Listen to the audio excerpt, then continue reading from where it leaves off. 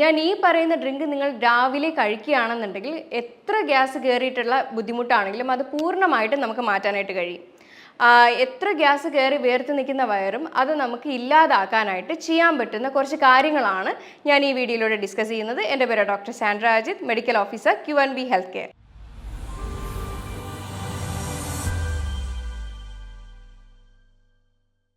ഗ്യാസിൻ്റെ പ്രശ്നം കാരണം ഇന്ന് ഒരുപാട് ആളുകൾ ഒരേപോലെ തന്നെ ബുദ്ധിമുട്ടുന്നുണ്ട്. കാരണം ഇവർക്കൊന്നും ആത്മവിശ്വാസത്തോടെ പുറത്തു പോകാനായിട്ട് കഴിയില്ല, അല്ലെങ്കിൽ ഒരു ഭക്ഷണം പുറത്തുനിന്ന് കഴിക്കാനായിട്ട് കഴിയില്ല, അല്ലെങ്കിൽ ഒരു ഫംഗ്ഷൻ അറ്റൻഡ് ചെയ്യാൻ കഴിയില്ല. അങ്ങനെ മാനസികപരമായും അവർക്ക് ഒരുപാട് തരത്തിലുള്ള ബുദ്ധിമുട്ടുകൾ അനുഭവിക്കുന്നുണ്ട്. ഗ്യാസിൻ്റെ പ്രശ്നം എന്ന് പറയുമ്പോൾ ഗ്യാസ് മാത്രമല്ല, നെഞ്ചിൽ വിലങ്ങിയിരിക്കുന്ന ഒരവസ്ഥ, വേദന ഉണ്ടാവുക, ഇനി അതല്ല കീഴ്ശ്വാസം ഉണ്ടാവുക, ഏമ്പക്കം ഉണ്ടാവുക, അങ്ങനെയുള്ള ഒരുപാട് തരത്തിലുള്ള സിംറ്റംസ് ഇതിൻ്റെ കൂടെ ഉണ്ടാവുക. ഗ്യാസ് എന്ന് പറയുന്നത് ഒരിക്കലും ഒരു അസുഖമല്ല, ഇത് എന്തെങ്കിലും ഒരു രോഗലക്ഷണത്തിൻ്റെ ഒരു സിംറ്റമായിട്ടാണ് ഗ്യാസ് എപ്പോഴും വരാറ്. അപ്പോൾ എപ്പോഴും നമ്മൾ പറയും ഗട്ട് ശരിയല്ലെന്നുണ്ടെങ്കിൽ ഈ പറയുന്ന ആൾക്ക് എന്തെങ്കിലും തരത്തിലുള്ള അസുഖങ്ങൾ ഉണ്ടാവാനായിട്ടുള്ള ചാൻസ് കൂടുതലാണ്. ജീവിതശൈലി രോഗങ്ങളെല്ലാം തന്നെയും തുടങ്ങുന്നത് ഗട്ടിൽ നിന്ന് തന്നെയാണ്.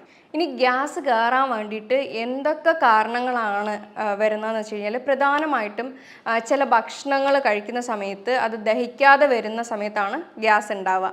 അതുപോലെ തന്നെ പുറത്തുനിന്ന് എയർ ഉള്ളിലേക്ക് ചെല്ലുകയാണെങ്കിൽ, അതായത് സ്ട്രോ വെച്ച് കഴിക്കുന്ന ആളുകൾ, പെട്ടെന്ന് സംസാരിച്ചിട്ട് കഴിക്കുക, ഓവർ ഈറ്റ് ചെയ്യുക, സ്പീഡിൽ കഴിക്കുക, സംസാരിച്ചുകൊണ്ട് കഴിക്കുക, ഇങ്ങനെയൊക്കെ ചെയ്യുന്ന സമയത്ത് ഒരുപാട് എയർ ഉള്ളിലേക്ക് ചെല്ലുകയും കറക്റ്റായിട്ട് ഗ്യാസിൻ്റെ ആ ഒരു ഫോർമേഷൻ അങ്ങനെയാണ് ആവുന്നത്. അപ്പോൾ ദഹനം അവിടെ നടക്കാതെ വരുമ്പോഴുമാണ് ഗ്യാസ് ഉണ്ടാവുക. കൃത്യമായിട്ട് ദഹനം നടന്നില്ലെങ്കിലും ഗ്യാസ് ഉണ്ടാവും. അതേപോലെ കൃത്യമായിട്ടുള്ള ബാക്ടീരിയാസിൻ്റെ അളവ് അവിടെ ഇല്ല എന്നുണ്ടെങ്കിലും ഗ്യാസ് ഉണ്ടാവാൻ ചാൻസ് ഉണ്ട്. അതുപോലെ ഹൈ ഫൈബർ ഫുഡ് കഴിക്കുകയാണെങ്കിലും ഗ്യാസ് ഉണ്ടാവും. ഒരു പരിധി വരെ നമ്മൾ ഫൈബർ ഫുഡ് കഴിക്കാൻ പാടുള്ളൂ, ഒരുപാടായാലും ബുദ്ധിമുട്ടുകൾ ഉണ്ടാക്കുന്നതാണ്. ടെൻഷൻ, സ്ട്രെസ്സ് ഇങ്ങനെയുള്ള ആളുകൾക്ക് എപ്പോഴും ഗ്യാസ് കയറുന്ന ഒരു കണ്ടീഷൻ കണ്ടുവരാറുണ്ട്. കാരണം എന്താ വെച്ച് കഴിഞ്ഞാൽ, സ്ട്രെസ്സൊക്കെ കൂടി നിൽക്കുന്ന സമയത്ത് ബ്ലഡിലേക്ക് സ്ട്രെസ് ഹോർമോൺ ആയിട്ടുള്ള കോർട്ടിസോൾ റൈസ് ചെയ്ത് നിൽക്കുകയും ഇത് ദഹനത്തിന് ബുദ്ധിമുട്ടുണ്ടാക്കുകയും അങ്ങനെ അത് ഗ്യാസായിട്ട് ഫോം ചെയ്യുകയും ചെയ്യുന്നതാണ്. അപ്പോൾ എപ്പോഴും സ്ട്രെസ്സും കാര്യങ്ങളൊക്കെ കുറച്ച് നിർത്താനായിട്ട് ശ്രദ്ധിക്കുക. അതേപോലെ ഡയബറ്റിക് പേഷ്യൻസിന് എപ്പോഴും ഗ്യാസ് കയറുന്ന ഒരു കണ്ടീഷൻ കണ്ടുവരുന്നുണ്ട്. അതുപോലെ തന്നെ ചില ഭക്ഷണങ്ങൾ കഴിക്കുമ്പോൾ ഫുഡ് അലർജി ഉള്ള ആളുകൾക്ക് ഗ്യാസ് കയറാറുണ്ട്. പ്രധാനമായിട്ട് അതിനകത്ത് പറയുന്നത് പാലും ഗോതമ്പും തന്നെയാണ്. പാലിനകത്തൊരു പ്രോട്ടീൻ ഉണ്ട്, ലാക്ടോസ് എന്ന് പറയുന്നത്. വീറ്റിനകത്ത് പ്രോട്ടീൻ എന്ന് പറയുന്നത് ഗ്ലൂട്ടൻ. ചില ആളുകൾക്ക് ഇതൊക്കെ അലർജിയാണ്. അപ്പോൾ ഇത് കൃത്യമായിട്ട് അവിടെ ഡൈജസ്റ്റ് ചെയ്യാണ്ട് വരുമ്പോഴാണ് ഈ ഗ്യാസ് കയറുന്നത്. പിന്നെ ഹൈ ഫൈബർ ഫുഡ് കഴിക്കുന്നവർക്ക് ഗ്യാസ് കയറുന്നുണ്ട്.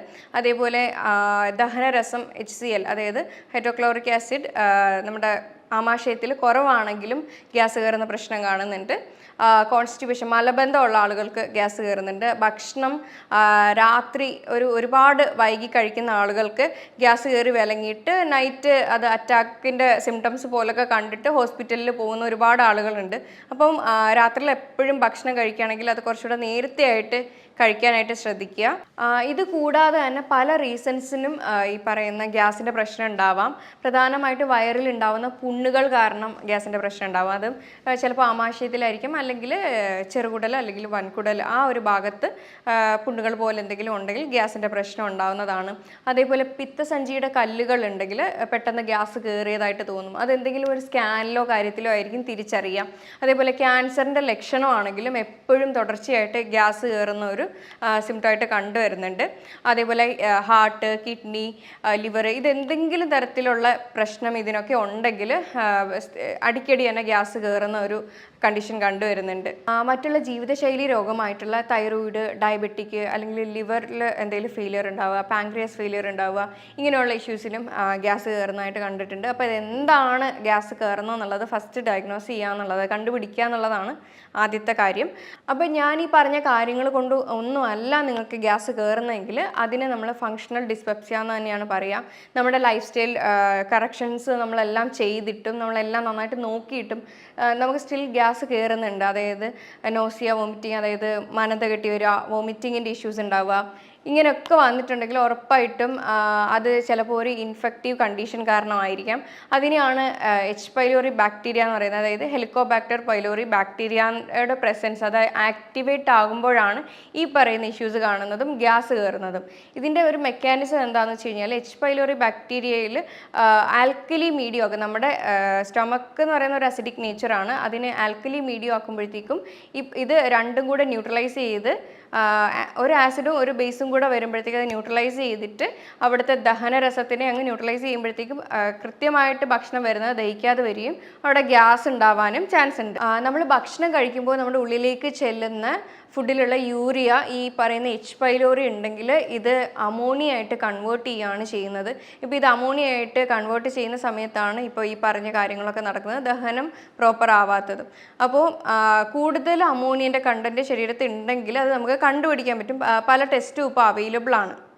എച്ച് പൈലോറിൻ്റെ അളവ് ശരീരത്തിൽ ആമാശയത്തിൽ കൂടുതലാണെങ്കിൽ ഇത് മൂന്നാമത്തെ ലെയർ ആയിട്ടുള്ള എപ്പിത്തീലിയൽ സെൽസ് വരെ ചെല്ലുക. അതായത് ആസിഡിൻ്റെ താഴെയുള്ളത് മ്യൂക്കസ് മെമ്പറൈൻ ആണ്, അതിന് താഴെയുള്ളത് എപ്പിത്തീലിയൽ സെൽസ് ആണ്. അത് ആ ഒരു മൂന്നാമത്തെ ലെയറിലേക്ക് ഇത് കുഴിഞ്ഞു വരികയും അവിടെ അങ്ങനെ വൂണ്ട് ആവുകയാണ് ചെയ്യുന്നത്. അങ്ങനെയാണ് സ്റ്റൊമക്ക് അൾസറും കാര്യങ്ങളും ഫോം ചെയ്യുന്നതും അത് ഹൈപ്പർ അസിഡിറ്റി പോലുള്ള കണ്ടീഷനിലും ഒക്കെ വരുന്നത്. ഇത് ലേറ്ററായിട്ട് കൺവേർട്ട് ചെയ്ത് ക്യാൻസർ എന്ന സ്റ്റേജിലേക്കും ഇതെത്താനായിട്ട് കാരണമാകുന്നുണ്ട്. അപ്പോൾ മെയിനായിട്ടും നമുക്ക് എച്ച് പൈലോറി ഇൻഫെക്ഷൻ ആണെങ്കിൽ അത് കണ്ടുപിടിച്ച് അതിനെ ട്രീറ്റ് ചെയ്യുന്നത് വളരെ ഇമ്പോർട്ടൻ്റ് ആണ്. ഈ മറ്റൊരു ഇൻട്രസ്റ്റിംഗ് ആയിട്ടുള്ള കാര്യം എന്ന് വെച്ച് കഴിഞ്ഞാൽ നമ്മുടെ ഗട്ടും ബ്രെയിനും തമ്മിൽ കണക്റ്റഡ് ആയിട്ടുള്ള ഒരു നെർവാണ് വേഗസ് നെർവ് എന്ന് പറയുന്നത്. നമ്മുടെ ക്രേനിയൽ നെർവുകളിൽ 10ാമത്തെ മെയിനായിട്ടുള്ള നെർവാണ്. അപ്പോൾ ഈ ഒരു നെർവിനെ സ്റ്റിമുലേറ്റ് ചെയ്ത് കഴിഞ്ഞ് കഴിഞ്ഞാൽ നമുക്ക് ഒരു ഇൻഡയറക്റ്റ് ആയിട്ടുള്ളൊരു എഫക്റ്റ് കിട്ടും. അതായത് ഗ്യാസിനെ കുറയ്ക്കാനായിട്ട് ഇത് ഹെൽപ്പ് ചെയ്യും. എങ്ങനെയാണെന്ന് വെച്ച് കഴിഞ്ഞാൽ ഇതിൻ്റെ മെയിൻ ഫംഗ്ഷൻ എന്തൊക്കെയാണെന്ന് വെച്ച് കഴിഞ്ഞാൽ ഗട്ടിൻ്റെ മൂവ്മെൻറ്റ് ഇതാണ് നിയന്ത്രിക്കുന്നത്. അതേപോലെ ഗട്ട് ബ്രെയിൻ ഒരു കണക്ഷൻ അത് കീപ്പ് ചെയ്യുന്നുണ്ട്. അതേപോലെ പാൻക്രിയാറ്റിക് എൻസൈം സെക്രീഷനും അതേപോലെ സ്റ്റൊമക് ആസിഡ് പ്രൊഡക്ഷനും ഒക്കെ ഇത് ഹെൽപ്പ് ചെയ്യുന്ന ഒരു നെർവാണ്.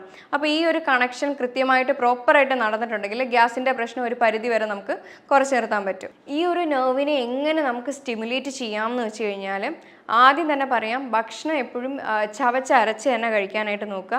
ഇതിനകത്ത് കുറേ ബെനിഫിറ്റ്സ് ഉണ്ട്. കാരണം നമ്മുടെ ദഹനം തന്നെ സ്റ്റാർട്ട് ചെയ്യുന്നത് വായിൽ നിന്നാണ്.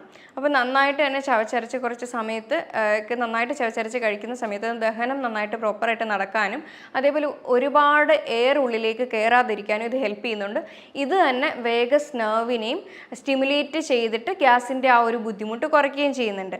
അതേപോലെ തണുത്ത വെള്ളം വെച്ചിട്ട് നന്നായിട്ട് മുഖം കഴുകുന്ന ആഹാരം കഴിക്കുന്നതിന് കുറച്ച് മുന്നേ ആയിട്ട് തണുത്ത വെള്ളം വെച്ചിട്ട് മുഖം കഴുകുന്നത് വേഗസ് നെർവിനെ സ്റ്റിമുലേറ്റ് ചെയ്യാൻ ഹെൽപ്പ് ചെയ്യുന്നുണ്ട്. അതുപോലെ ഗാർഗിൾ ചെയ്യുക, അതായത് സോൾട്ട് വാട്ടറിൽ ഗാർഗിൾ ചെയ്യുന്നതും വേഗസ് നെർവിനെ സ്റ്റിമുലേറ്റ് ചെയ്യുന്നുണ്ട്. അങ്ങനെ പല രീതിയിൽ നമുക്ക് വേഗസ് നെർവിനെ സ്റ്റിമുലേറ്റ് ചെയ്ത് കൊടുക്കാം. ആ ഒരു സമയത്ത് ഇത് ഗ്യാസിൻ്റെ പ്രശ്നം പൂർണ്ണമായിട്ടും അതായത് നമുക്കൊരു പരിധി വരെയും മാറ്റി നിർത്താനായിട്ട് സാധിക്കും. ഇനി അടുത്ത ഒരു മാർഗം എന്താണെന്ന് വെച്ച് കഴിഞ്ഞാൽ ഇങ്ങനെയുള്ള ഗ്യാസ് കയറുന്ന പേഷ്യൻസ് ആണെങ്കിൽ ലോ ഫോട്ട് മാപ്പ് ഡയറ്റിലേക്ക് പോവുക. എന്താണ് ഫോട്ട് മാപ്പ് വെച്ച് കഴിഞ്ഞാൽ ഫെർമെൻറ്റബിൾ ഒളിഗോസാക്രേറ്റ്, ഡൈസാക്രേറ്റ്, മോണോസാക്രേറ്റ്, പൊളിയോൾസ് എന്നൊക്കെ പറയുന്ന ഒരു രീതിയാണ്. അതായത് ഒരുപാട് തരത്തിലുള്ള പുളിപ്പിച്ച പല തരത്തിലുള്ള ഷുഗർ കണ്ടൻറ്റ് അടങ്ങിയ ഭക്ഷണം ഒക്കെ ഒഴിവാക്കുക എന്നുള്ളതാണ്. ഹൈ ഫോട്ട് മാപ്പിൽ നിന്ന് ലോ ഫോട്ട് മാപ്പ് ഡയറ്റിലേക്ക് മാറാനാണ് അതുകൊണ്ട് ഉദ്ദേശിക്കുന്നത്. പിന്നെ കൃത്യമായിട്ടുള്ള ഡയറ്റ് ചെയ്യുമ്പോൾ അതായത് പ്രോബയോട്ടിക്കിൻ്റെ ഇൻടേക്ക് ധാരാളമായിട്ട് കൂട്ടുക. അതായത് പ്രോബയോട്ടിക് എന്ന് പറയുന്നത് ഗുഡ് ബാക്ടീരിയാസ് ആണ്. ഇത് കൂടുതലും ഉള്ളത് ഇഡ്ഡലി, ദോശ, പുളിപ്പിച്ച ആഹാരങ്ങളാണ്. ഒരുപാട് പുളിയില്ലാത്ത തൈരും മോരും ഒക്കെ ഉപയോഗിക്കുന്നത് നല്ലതാണ്. പഴങ്കഞ്ഞിയൊക്കെ നല്ലൊരു പ്രോബയോട്ടിക് ആണ്. ഇതിന് ഫുഡായിട്ട് നല്ല പ്രീബയോട്ടിക്കും കഴിക്കേണ്ടതാണ്. അപ്പോൾ ഗ്യാസിൻ്റെ പ്രശ്നം ഉള്ളവർക്കാണെങ്കിൽ ഒരുപാട് തരത്തിൽ ഫൈബർ കഴിക്കുകയാണെങ്കിൽ അത് ബുദ്ധിമുട്ടുണ്ടാക്കും. എപ്പോഴും ഗ്യാസിൻ്റെ പ്രശ്നമൊക്കെ ഉണ്ടെങ്കിൽ ഉറപ്പായിട്ട് അത് കണ്ടുപിടിച്ച് ഒരു ഡോക്ടറിൻ്റെ നിർദ്ദേശപ്രകാരം ഡയറ്റ് എടുക്കുന്നതാണ് കുറച്ചുകൂടെ ബെറ്റർ ആയിട്ടുള്ളൊരു ഓപ്ഷൻ. അതുപോലെ തന്നെ 6 month വൺസ് ഡീവോം ചെയ്യുന്ന ഒരു ശീലമാക്കുക. കാരണം ഒരുപാട് തരത്തിൽ പ്രത്യേകിച്ച് അടിക്കടി ഹോട്ടൽ ഫുഡ് കഴിക്കുന്ന ആളുകൾക്കാണെങ്കിൽ ഡീവോം ചെയ്യുന്നത് നല്ലതാണ്. കാരണം പലയിടത്തുനിന്നും ഒക്കെ വരെ കാരണം ഫുഡ് പോയ്സണിങ് ഒക്കെ അടിക്കുന്ന നമ്മൾ കാണുന്നതാണ്. അപ്പോൾ എപ്പോഴും പുറത്തുനിന്ന് അടിക്കടി ഭക്ഷണം കഴിക്കുന്നവരാണെങ്കിൽ കൂടി അത് കുറച്ചുകൂടെ നേരത്തെ ഡീവോം ചെയ്യുന്നത് നല്ലതാണ്. അല്ലാത്തവരൊക്കെ 6 month വൺസ് ഡീവോം ചെയ്യുന്നത് നല്ലതാണ്. പിന്നെ പരിപ്പ്, പയർ ഇങ്ങനെയുള്ള ഭക്ഷണമൊക്കെ കഴിക്കുമ്പോൾ ഇതിൻ്റെയൊക്കെ ഹൈ ഫൈബർ കണ്ടൻറ്റ് ആയതുകൊണ്ടാണ് ഗ്യാസ് ഗ്യാസ് കയറുന്നത്. ഇപ്പോൾ ഇത് തണുത്തിട്ട് കഴിക്കാതെ ചൂടോടെ തന്നെ കഴിച്ചു കഴിഞ്ഞാൽ അതിൻ്റെ ആ ഒരു ഫോമിന് മാറ്റം ഉണ്ടാവില്ല. തണുത്തിട്ട് കഴിക്കുമ്പോൾ അതിനകത്ത് ഉള്ളിൽ കാർബോഹൈഡ്രേറ്റിൻ്റെ ഫോമിൽ മാറ്റം ഉണ്ടാവുകയും അങ്ങനെയാണ് അവിടെ ഗ്യാസ് ഫോം ചെയ്യാനും കാരണമാവുന്നത്. ചിലർക്ക് ആപ്പിൾ കഴിച്ചാലും ഒക്കെ ഗ്യാസ് കയറുന്നതായിട്ട് കാണുന്നുണ്ട്. അങ്ങനെയുള്ളവർക്കാണെങ്കിൽ അത് വേണമെങ്കിൽ ഒന്ന് ആവി കയറ്റിയിട്ട് കഴിച്ചു കഴിഞ്ഞാൽ നല്ലതാണ്. പിന്നെ ഇങ്ങനെയുള്ള ഗ്യാസ് കയറുന്ന ഐറ്റംസ് എന്തെങ്കിലുമൊക്കെ ഉണ്ട്, അതൊക്കെ മാക്സിമം ചൂടോടെ തന്നെ കഴിക്കുകയാണെങ്കിൽ വലിയ ബുദ്ധിമുട്ടുണ്ടാകത്തില്ല. പിന്നെ ഭക്ഷണത്തിൻ്റെ കാര്യം പറയുകയാണെങ്കിൽ മാക്സിമം സ്പീഡൊക്കെ കുറച്ച് കഴിക്കുക. അതേപോലെ ഒരുപാട് ഉള്ളിലേക്ക് എയർ കയറുന്ന രീതിയിലുള്ള കാര്യങ്ങളൊക്കെ ഒഴിവാക്കുക. പതിയെ കൊണ്ട് കഴിക്കുക. ഓവർ ഈറ്റിംഗ് പാടില്ല. അതേപോലെ വെയിറ്റ് മാനേജ്മെൻറ്റ് തന്നെയാണ് പ്രധാനമായിട്ട് പറയാനുള്ളത്. ഒബേസിറ്റി പേഷ്യൻസിനും പ്രഗ്നൻസി ലേഡീസിനും ഒക്കെ അടിക്കടി ഗ്യാസ് കയറുന്നതിൻ്റെ കാര്യം എന്ന് വെച്ച് കഴിഞ്ഞാൽ വയറിലേക്ക് പ്രഷർ കൂടുതലാകുമ്പോഴത്തേക്ക് ദഹനം കുറയും, അവിടെ ഗ്യാസ് കയറാനും ചാൻസ് ഉണ്ട്. അപ്പോൾ വെയിറ്റ് ഒക്കെ മാനേജ് ചെയ്യുന്നത് എപ്പോഴും നല്ലതാണ്. ദിവസവും രാവിലെ ചെറിയ ചെറിയ ലൂസനിങ് ആയിട്ടുള്ള എക്സസൈസും സ്ട്രെച്ചിങ്ങും കാര്യങ്ങളൊക്കെ ചെയ്യുക. ഇങ്ങനെ ചെയ്യുമ്പോൾ ഇത് വേഗസ് നെർവിനെ സ്റ്റിമുലേറ്റ് ചെയ്തിട്ട് ആ ഒരു രീതിയിലും നമുക്ക് ഗ്യാസിൻ്റെ പ്രശ്നം കുറയ്ക്കാനായിട്ട് ഹെൽപ്പ് ചെയ്യും. അല്ലാതെ ഗ്യാസൊക്കെ പുറത്ത് പോകാനായാലും ഇത് ഹെൽപ്പ് ചെയ്യുന്നതാണ്. അപ്പോൾ ദിവസവും റെഗുലർ ബേസിസിൽ തന്നെ എക്സസൈസ് ചെയ്യാനായിട്ട് ശ്രദ്ധിക്കുക. ഇനി ഗ്യാസ് കയറി കഴിഞ്ഞ് കഴിഞ്ഞാൽ നമുക്ക് എന്തൊക്കെ ചെയ്യാമെന്ന് വെച്ച് കഴിഞ്ഞാൽ നമ്മുടെ ഈ വാരിയലിൻ്റെ ഭാഗത്ത് ചെറുതായിട്ട് മസാജ് ചെയ്ത് കൊടുക്കുക എന്നുള്ള കാര്യമാണ്. എപ്പോഴും ഇടത് സൈഡിലാണ് വയറ്, വലത് സൈഡിൽ ലിവറാണ്. അപ്പം രണ്ട് ഭാഗത്തും നന്നായിട്ട് മസാജ് ചെയ്ത് കൊടുക്കുമ്പോഴത്തേക്കും ഗ്യാസ് പുറത്ത് പോകാനായിട്ട് ഇത് ഹെൽപ്പ് ചെയ്യും. അതേപോലെ രാവിലെ എന്നും ചെയ്യാൻ പറ്റുന്ന 2-3 ആസനാസ് ഉണ്ട്. യോഗാസനാസ്, അത് വീട്ടിൽ തന്നെ പ്രാക്ടീസ് ചെയ്യാൻ പറ്റുന്ന ഈസി ആയിട്ടുള്ള ആസനാസാണ്. അത് മാറ്റിലോട്ട് നന്നായിട്ട് കിടന്നിട്ട് കാൽമുട്ട് മടക്കി അതിലേക്ക് ഹഗ് ചെയ്ത് പിടിച്ചിട്ട് മുട്ടിലേക്ക് നെറ്റി തട്ടിക്കുന്ന ഒരു രീതിയാണ്. അങ്ങനെ എത്ര നേരം ഹോൾഡ് ചെയ്യാൻ പറ്റുന്നോ അത്ര നേരം ഹോൾഡ് ചെയ്യുക. ഇത് വിൻ റിലീവിങ് പോസ് എന്നാണ് അറിയപ്പെടുന്നത്. രണ്ടാമത്തേതാണ് ചൈൽഡ് പോസ്. അത് മാറ്റിലേക്ക് കിടന്നിട്ട് കാല് മേലേക്കാക്കി മുട്ട് ലൈറ്റായിട്ടൊന്ന് ബെൻഡ് ചെയ്തിട്ട് കാലിൻ്റെ പാദത്തിലേക്ക് പിടിക്കുക എന്നുള്ളതാണ്. ഫ്ലോറിലേക്ക് നോക്കി അതും കുറച്ച് നേരം മെയിൻറ്റെയിൻ ചെയ്യാവുന്നതാണ്. പിന്നെ ബലാസനയുണ്ട്.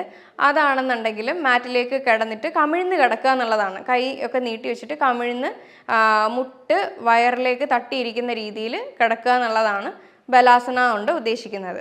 പിന്നെ സ്ട്രെസ്സും കാര്യങ്ങളും ഉള്ള ആളുകൾക്കാണെങ്കിൽ മെഡിറ്റേഷനൊക്കെ രാവിലെ ചെയ്യാം, ബ്രീത്തിങ് എക്സസൈസ് ഒക്കെ ചെയ്യാം. 4-7-8 എന്ന് പറയുന്ന ഒരു മെത്തേഡ് ഉണ്ട്. അതായത് 4 സെക്കൻഡോളം ഇൻഹെയിൽ ചെയ്യുക, 7 സെക്കൻഡോളം ഹോൾഡ് ചെയ്യുക, 8 സെക്കൻഡോളം റിലീസ് ചെയ്യുക. ഇതൊരു നല്ലൊരു ബ്രീത്തിങ് ടെക്നിക്കാണ്. ഇത് സ്ട്രെസ്സ് കുറയ്ക്കാനും അതിലൂടെ തന്നെ ഗ്യാസിൻ്റെ പ്രശ്നം എന്തെങ്കിലും ഉണ്ടെങ്കിൽ അത് കുറയ്ക്കാനും ഇത് ഹെൽപ്പ് ചെയ്യുന്നുണ്ട്.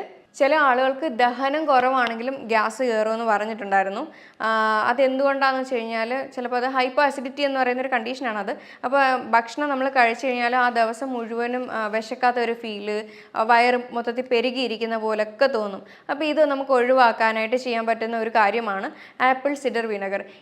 ഒരു ക്യാപ്പ് എടുത്തിട്ട് 1/2 ഗ്ലാസ് വെള്ളത്തിനകത്ത് ഇത് കലർത്തിയിട്ട് ആഹാരത്തിന് മുന്നേ ആയിട്ട് ഒരു 10-15 മിനിറ്റ് മുന്നേ ആയിട്ട് ഇത് കഴിച്ചതിന് ശേഷം ആഹാരം കഴിക്കുക. അപ്പോഴത്തേക്കും നന്നായിട്ട് ദഹനം നടക്കുന്ന സമയത്ത് ഗ്യാസിൻ്റെ ആ ഒരു ബുദ്ധിമുട്ട് വരാതിരിക്കാനും ആ ഒരു അസ്വസ്ഥത മൊത്തത്തിൽ മാറിക്കിട്ടും. അപ്പോൾ അത് ആദ്യം ഹൈപ്പോ ആണോ ഹൈപ്പർ അസിഡിറ്റി ആണോ നോക്കിയിട്ട് വേണം ചെയ്യാൻ. ഹൈപ്പർ അസിഡിറ്റി ഉള്ളവർ ചെയ്ത് കഴിഞ്ഞാൽ ചിലപ്പോൾ അത് കൂടുതൽ ബുദ്ധിമുട്ടുണ്ടാവത്തേ ഉള്ളൂ. പിന്നെ നമുക്ക് കുടിക്കാൻ പറ്റുന്ന ഡ്രിങ്ക് എന്തൊക്കെയാണെന്ന് വെച്ച് കഴിഞ്ഞാൽ എംപ്റ്റി സ്റ്റൊമക്കിൽ രാവിലെ ഇളം ചൂട് വെള്ളം നമുക്ക് കുടിക്കാവുന്നതാണ്.